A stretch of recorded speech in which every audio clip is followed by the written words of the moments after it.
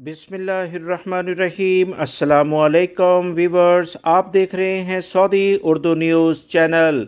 Saudi हुकूमत की जानिब से उम्रे पर आने वाली ख़वातीन से मुतल्लिका अहम तरीन एलामिया जारी किया गया है, जिसका जानना गैर मुल्की अफराद के लिए जो कि ख़ास तौर पर हज और उम्रे के लिए सऊदी अरब आना चाहते हैं, इनके लिए बहुत ज़्यादा ज़रूरी है।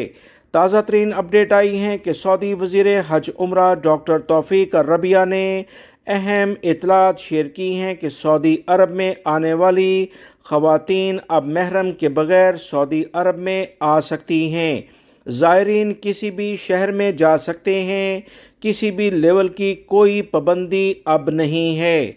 1 माह से 3 माह तक उम्रे के वीज़े में मज़ीद इजाफा भी किया जा सकता है। सऊदी वज़ारत हज उम्रा ने मज़ीद तफसीलात शेयर करते हुए कहा कि किसी भी वीज़े पर आने वाले इत्मीनान और सुकून के साथ उम्रे की सआदत भी हासिल कर सकेंगे। ख़वातीन महरम के बगैर उम्रे के लिए ममलिकत आ सकती हैं।